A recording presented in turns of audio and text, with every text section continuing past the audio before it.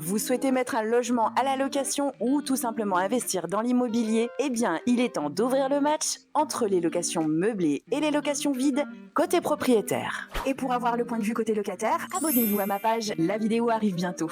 D'ailleurs, dites-moi dans les commentaires si vous savez exactement ce que c'est que la définition d'un logement meublé. On va commencer le match par la flexibilité, c'est-à-dire la durée de bail. Pour le logement meublé, dans un cas standard, on parle d'un bail d'1 an. Pour les étudiants, on est sur un bail de 9 mois. Concernant le préavis de départ, côté locataire, on sera sur un préavis d'1 mois et de 3 mois côté bailleur. Il y a donc le risque d'un changement régulier de locataire, mais aussi de période d'inoccupation du logement. On se tourne maintenant vers le concurrent, le logement vide. Là, on sera sur un bail de 3 ans qui sera reconductible de façon tacite et aussi avec un préavis de départ côté locataire dans un cas standard de 3 mois. Et bien entendu, on parle d'un préavis d'1 mois en cas de zone tendue, comme présenté déjà dans cette vidéo. Ou alors, côté propriétaire, sur un préavis de départ à 6 mois. Maintenant, on en vient au deuxième point du match, les meubles et les équipements. Et bien entendu que lorsqu'on arrive en tant que locataire dans un logement meublé, on s'attend à avoir un logement prêt à l'emploi, donc équipé et meublé. Du coup, ça veut dire pour le propriétaire aussi un investissement au départ, donc initial, qui sera peut-être un petit peu plus élevé. Et il faudra tenir compte également de l'usure et du renouvellement des équipements qui seront dans le logement. Et là, le point, il va pour le logement vide, puisque ce sera au locataire d'apporter son mobilier. Donc en tant que propriétaire,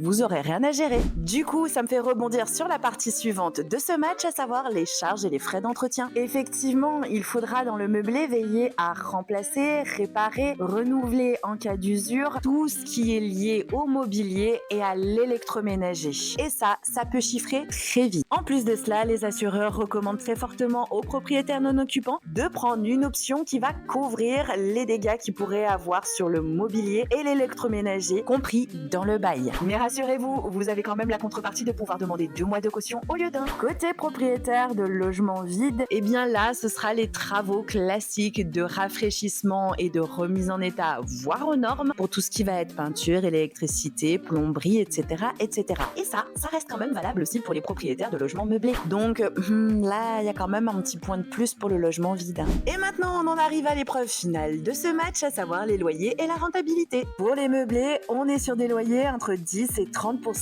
plus élevés qu'un logement vide. On aura aussi une fiscalité un peu plus avantageuse avec notamment le régime micro-BIC et son abattement de 50%, mais aussi avec le régime réel qui lui permettra de passer des amortissements. Chez l'adversaire, côté logement vide, on est effectivement sur des loyers peut-être un petit peu moins élevés. En revanche, la durée de bail, elle est beaucoup plus longue et on a aussi un préavis de départ côté locataire qui sera plus long. Et je suis sûre que je ne vous apprends rien en disant que le temps, c'est de l'argent. Pour conclure et résumer tout ça, sur les logements meublés, vous percevrez des loyers plus importants. Vous aurez aussi une fiscalité avantageuse et vous aurez un petit peu plus de flexibilité. Par contre, ça va vous générer une gestion beaucoup plus importante. Côté logement vide, il y aura plus de stabilité, beaucoup plus de liberté, moins de gestion, mais aussi moins de rendement. Et comme il me semble très important aussi d'avoir l'envers du décor, je vous invite à vous abonner à ma chaîne pour que vous puissiez voir aussi le match côté locataire et surtout pensez à liker, partager et enregistrer cette vidéo si elle vous a été utile.